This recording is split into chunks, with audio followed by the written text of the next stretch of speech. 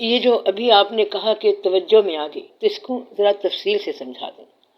یہ مالک کی توجہ میں آنا، جب تمہارے ہر کام کا حوالہ مالک کی ذات ہو تو سمجھو کہ تم اس کی توجہ میں آ گئے۔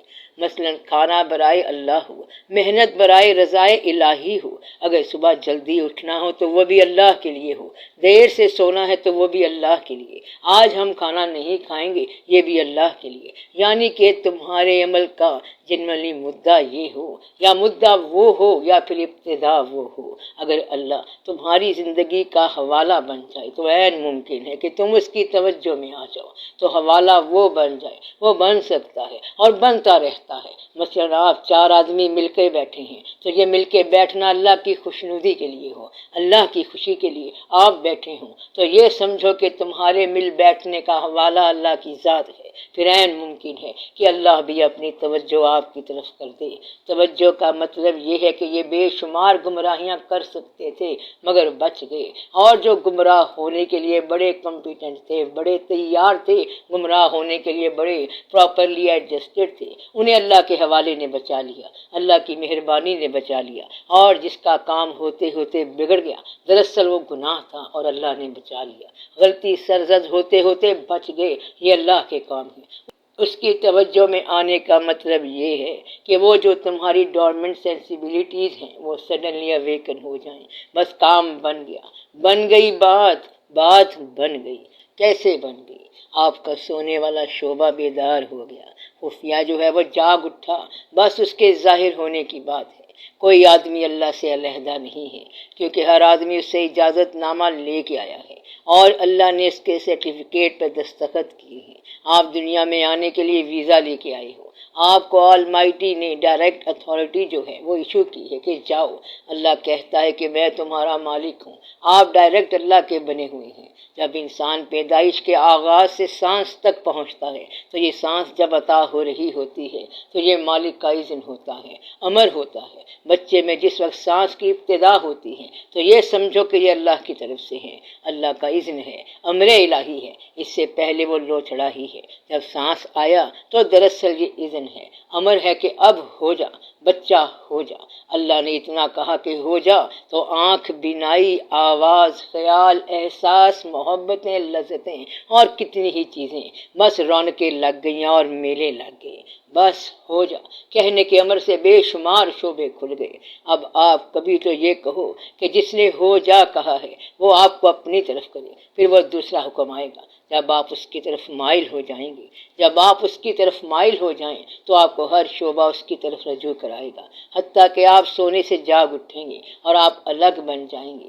یہ تو بڑی آسان سی بات ہے۔ یا یوں کہو کہ آپ نے انسان ہونے کی حیثیت سے دنیا میں جو کچھ کلیکٹ کر لیا، چلتے چلتے دریا سے پتھر اٹھا لیا، پانی لے لیا، ایک سٹور ہاؤس بنا لیا، یہ سب چھوڑ تو آپ نے جانا ہی ہے، یا یہ چھن جانا ہے، تو چھوڑ جانے سے پہلے اس سارے کا مالک اللہ کو بنا دو، چاہے نہ دو، مگر دینے میں آپ کو کیا اعتراض ہے؟ تو اگر اللہ کو مالک بنا دو تو یہ دیکھو کہ اللہ کو اس کی ضرورت نہیں ہے، وہ محتاج نہیں ہے، وہ لا یحتاج ہے۔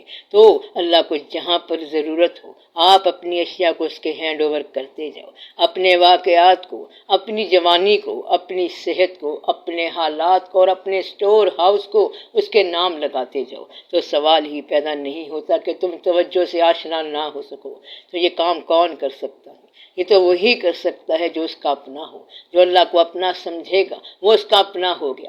آپ نے اپنے پاس سے تو کچھ بھی نہیں کیا، صرف اتنا کیا کہ ادھر سے اپنے نام والی چیز اٹھا کے اللہ کے نام پر ادھر رکھ دی۔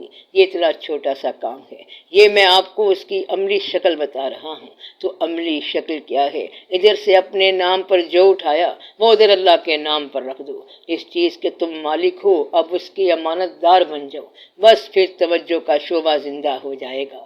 آپ آج مالک ہو لیکن یہ کہو کہ ہم تو اس چیز کے امین ہیں، چیز تو اللہ کی ہے، ایون آپ کے بچے بھی۔ ذرا احساس کرو اور خیال کرو کہ جو چیز تمہاری ملکیت ہے دراصل وہ تمہاری ملکیت نہیں ہے، اور تم اس کے کیا ہو؟ اس کے امانت دار ہو، امین ہو، تو چیز کس کی ہے؟ مالک کی ہے۔ اب آپ کے اندر توجہ کا شعبہ بیدار ہونا شروع ہو جائے گا، یعنی کہ مالک ہونے کے باوجود ملکیت چھوڑ دو، یہ تو کوئی مشکل بات نہیں ہے نا۔ تو یہ چیز کس کی ہے؟ اللہ کی ہے۔ اور جب تم گاڑی میں ہوتے ہو اور کوئی اپاہج آ جائے تو اس کی مدد کرنے کا سوال ہی پیدا نہیں ہوتا۔ ایک دکھی انسان کو آپ کا سکھ کس حد تک سکھ پہنچاتا ہے؟ آپ جو سکھی انسان ہیں وہ دکھی انسان کے کس حد تک کام آتے ہیں؟ تو یہ سوچا کرو کہ اللہ کے لیے ہم کیا کر رہے ہیں۔ یہ واقعہ جو ہم آج بیان کر رہے ہیں، یہ واقعہ دوبارہ بیان ہونا ہے۔ جو آج ہم کر رہے ہیں، کل کو جب یہ ریل دوبارہ آپ کے سامنے چلائی جائے گی تو اس وقت آپ کو یہ نہ کہنا پڑ جائے کہ اس جگہ پر میں اپنی اصلاح کر سکتا تھا، یہ واقعہ غلط ہو گیا تھا۔ پھر آپ کہیں گے کہ اللہ پاک کیا ایک چانس اور مل سکتا ہے؟ اس نے کسی کو چانس نہیں دیا، اور آپ لوگوں کو پتہ ہے کہ آپ کیا کر رہے ہیں۔ جو چیزیں کل کو افسوس بن جائیں گی انہیں آج بھی نہ کرو۔ کل کو اگر یہ سوچنا ہے کہ یہ واقعہ ہم یوں کر سکتے تھے تو اس کو آج ہی کر لو۔ ہم یہ نہیں کہتے کہ آپ اداس ہو جایا کرو، بلکہ ہم یہ کہتے ہیں کہ تھوڑے سے دانا تو ہو جاؤ۔ آپ کے اندر بے شمار صلاحیتیں ہیں، آپ بہت کمپیٹنٹ ہیں۔ کمپیٹنٹ آدمی کی تعریف کیا ہے؟ جو خود آج کی امکانی صلاحیتوں میں راضی رہے اور آنے والی امکانی صلاحیتوں میں راضی رہے، تو وہ دانا آدمی ہے۔ جو اپنی صلاحیتوں کے باوجود آج بھی اپنے آپ پر راضی نہیں ہے اور کل بھی راضی نہیں ہونا، تو یہ کیسی دانائی ہوگی؟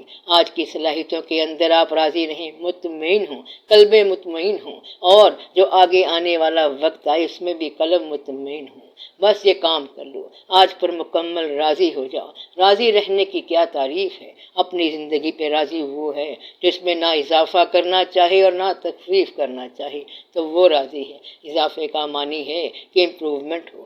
آئی am happy provided I get that, اور پھر یہ کہے کہ I am happy provided this thing is eliminated, تو وہ ایلیمینیشن کا امکان نکال دو اور اضافے کی توقع چھوڑ دو، تو راضی وہ ہے۔ راضی انسان پورا بے نیاز ہوتا ہے، وہ اللہ کے حوالے سے چل رہا ہوتا ہے اور نہ زندگی میں اضافہ چاہتا ہے اور نہ تخفیف۔ تو کمی نہیں کرنی اور اضافہ نہیں کرنا۔ کمی کا کیا مطلب ہے؟ کہ انسان کہے کہ یا اللہ سب کچھ ٹھیک ہے، بس یہ تکلیف نکال دو، اور اضافہ ہم ٹھیک ہیں، بس یہ چیز حاصل ہو جائے، آپ دونوں سے آزاد ہو جائیں، تو آپ خوش رہیں گے۔ یہ ہوتے ہیں صحیح اور صلاحیت والے انسان۔ یاد ماضی کے چند پرزے تکلیف دہ نہ ہوں تو پھر آپ راضی ہو جائیں گے۔ یہ جو آپ کا حال ہے، جو آپ اپنے ہاتھ سے لکھتے جا رہے ہیں، یہ حال کل کو ماضی بننے والا ہے، اور پھر یہ ریموٹ ماضی ہو جائے گا، یعنی بہت دور کا ماضی۔ تو آج اس کے اندر کوئی ریپیٹنس نہ آنے دینا، اس میں کوئی واقعہ ایسا نہ ہو کہ کل کو پچھتانا پڑ جائے۔ ہم محفل کی بات نہیں کر رہے، بلکہ پچھتانا تو آپ کی تنہائی میں ہے، تو آپ کو تنہائی میں پچھتانا نہ پڑے، تو تنہائی کی غلطیاں نہ ہوں، تاکہ تنہائی میں پچھتانا نہ پڑ جائے، تو تنہائی کی غلطیاں آپ نکال دیں، تاکہ آنے والی تنہائی یاد ماضی کے حوالے سے مجروح نہ ہو جائے۔ انسان آج کے دن جو کچھ لکھ رہا ہے وہ دراصل اپنا مستقبل لکھ رہا ہے، اور یہ چیز ماضی بن رہی ہے۔ تو یہ راز یاد رکھنا کہ آپ نے لکھا مستقبل ہے اور یہ بن رہا ہے ماضی، تو آپ آج جو عمل کر رہے ہیں یہ مستقبل ہے اور یہ ماضی بننے والا ہے، اسی میں آپ کا مستقبل پوشیدہ ہے۔ اللہ مہربانی کرے اور آپ کو یہ بات سمجھ آ جائے۔ اس لیے یہ کیفیت محبت سے آتی ہے، اللہ تعالیٰ کی محبت سے آتی ہے، یہ بندے کے مزاج سے نہیں آتی، جو کہ آپ کی محبتیں ہوتی ہیں، جن میں حاصل، لینا، دینا اور وجود ہوتا ہے۔ وہاں یہ وجود نہیں ہوتا، بلکہ وہاں اصلی وجود ہی ہوتا ہے، اصلی مالک ہوتا ہے، تب یہ بات سمجھ آ جاتی ہے۔ یہ جو آپ نے فرمایا ہے کہ راضی وہ ہے جو کوشش چھوڑ دے، تو زندگی کے تو بہت سے شعبے ہیں، ان میں کوشش کیسے چھوڑ دے؟ اس سے لائف کے مین ایونٹس میں فرق نہیں پڑے گا۔ کمال تو یہ ہے کوئی فرق نہیں پڑے گا۔ Great will become great. اب گریٹ کون ہوگا؟ جسے اللہ گریٹ بنائے۔ اس طرح آپ کی اپنی گریٹنس راز سے ہٹ جائے گی، جو کہ آپ کا غرور ہے، یعنی جو گریٹنس آپ بناتے ہیں وہ غرور پیدا کرتی ہے، اور جو گریٹنس اللہ عطا کرتا ہے وہ ہیوملٹی پیدا کرتی ہے۔ بس آپ یہ فرق سمجھ لیں کہ جب اللہ آپ کو عظیم بنائے تو آپ بڑے تحمل مزاج ہوں گے، اور جو انسان اپنے آپ کو عظیم بنائے گا تو وہ بڑا مغرور ہوگا۔ اس طرح جہنم کا ایندھن بننے کا خطرہ ہوتا ہے۔ جو گریٹنس آپ حاصل کرتے ہیں اس میں غرور پیدا ہونا لازمی ہوتا ہے، کیونکہ انسان کہتا ہے کہ یہ ہم نے حاصل کیا۔ مثلاً وہ کہتا ہے کہ یہ مکان ہم نے بنایا ہے اور اس کی دیوار پر کیا کچھ لگایا ہوا ہے، اس طرح غرور پیدا ہو جاتا ہے۔ اور دوسرا آدمی کہتا ہے کہ مکان کی کیا بات کریں، یہ اللہ کے انعام ہیں، اس کے احسانات ہیں، اتنے احسان کے گنواؤں تو گنوا نہ سکوں، یہ اس کی طرف سے آسرا ہے۔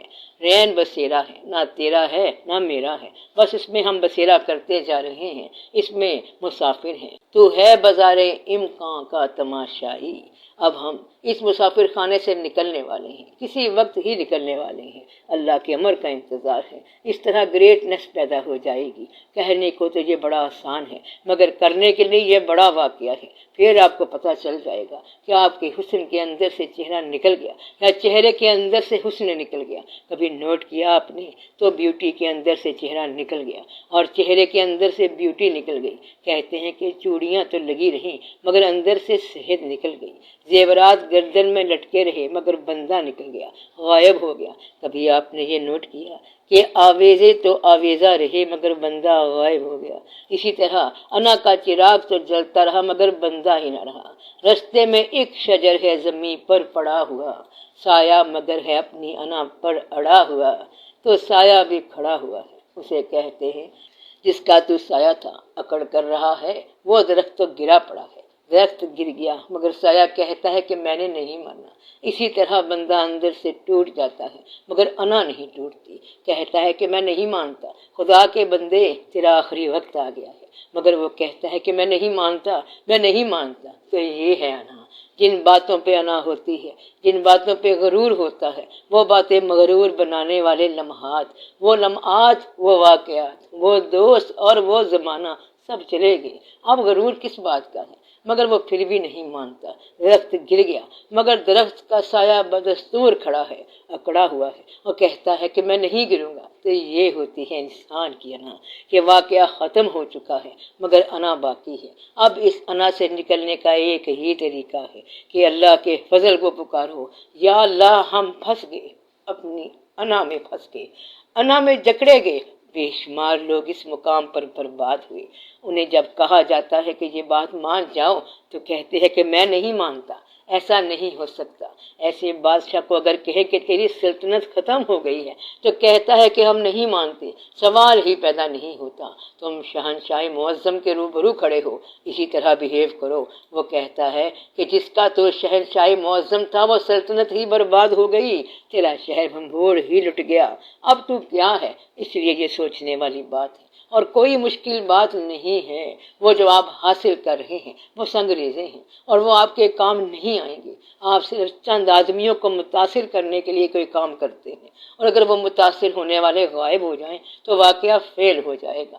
مثلاً اپنے کزن کو دکھانے کے لیے آپ نے کچھ بنا لیا، بڑے خوش ہو جاتے ہیں۔ جو آپ کی ترقی سے جلتے تھے وہ مر گئے اور جو واقف لوگ اس سے خوش ہوتے تھے وہ بھی مر گئے، تو اب آپ نے کیا ترقی کرنی ہے؟ ایک آدمی روتا تھا، کہتا تھا کہ اس لیے روتا ہوں کہ جلنے والے مر گئے۔ افسوس تو یہ ہے جلنے والے آپ کی زندگی کو گریٹ بنانے کا کام کرتے ہیں۔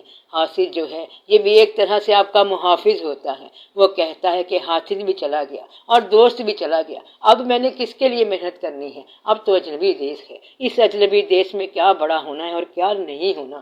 کچھ عرصے بعد آپ اپنے ماحول میں اجنبی ہو جائیں گے۔ اب آپ نے کس سے بات کرنی ہے؟ آشنا ہی نہ رہا تو بات ہی ختم ہو گئی۔ وہ جو تھا وہ نہ رہا تو اب اور کیا رہے گا؟ سب ختم ہو گیا۔ اگر دشمن رہے تو یہ بھی رونق لگی رہتی ہے اور اگر دشمن ہی نہ رہا تو پھر سارے اجنبی ہیں۔ ایک آدمی نے بتایا کہ کسی جگہ قوالی ہو رہی تھی، قوالی عروج پہ تھی، رونق کا میلہ اور میلے کی رونق تھی، لوگ رقص و سرور کر رہے تھے۔ وہاں اس آدمی کو جگہ نہ ملی، اس نے شور مچایا اور کہا کہ مجھے اندر جانے دو۔ انہوں نے کہا کہ اتنی بڑی محفل ہے، تو بیکار آدمی کہاں جائے گا؟ کہتا ہے کہ یہ میری ہی غزل گائی جا رہی ہے، تو جس کے کلام پر رقص کیا جا رہا تھا اس کو اندر ہی نہ جانے دیا گیا۔ ایک آدمی نے کہا کہ فیروز سنس کے شوکیس میں یہ میری کتاب پڑی ہوئی ہے جو میں نے لکھی ہے اور میں باہر بس سٹاپ پہ انتظار کر رہا ہوں، بس آئے کہ نہ آئے۔ تو زندگی میں ایسے ایسے لوگ آئے، ایسا واقعہ بھی ہوا، ایسے لکھنے والے بھی آئے کہ ان کی کتاب پر جنہوں نے جو کمایا اس سے ان کی کوٹھی بن گئی اور وہ بس سٹاپ پر تھی۔ تو کچھ عرصے کے بعد سب ہونا انہونا ہو جاتا ہے اور پھر آپ نے زندگی اپنی ذات کے ساتھ گزارنی ہے، اپنی ذات کی تنہائی کے ساتھ گزارنی ہے۔ آپ کی تنہائی ہی آپ کے کام کی چیز ہے۔ آپ اس بات کو سمجھ لیں، اگر سمجھ گئے تو بہت آسانی ہو جائے گی۔ اپنے آپ کے ساتھ دوستی پیدا کرو اور اپنے آپ کو اپنی شرارتوں سے بچاؤ، اپنے آپ کو اپنی کثرت طلب سے بچاؤ، تو اپنے آپ کو بچا لو۔ آپ گڈ سول ہیں، اپنی روح کو بچا لیں، کیونکہ اس نے اس زندگی کے سفر کے بعد بھی کام آنا ہے۔ روح نے کہاں کام آنا ہے؟ زندگی کے بعد کے سفر میں بھی کام آنا ہے۔ یہ سفر یہاں ختم نہیں ہوگا، بلکہ آگے ایک اور سفر شروع ہو جائے گا، اور وہاں صرف روح کا کام ہے۔ وہ وقت آنا ہے۔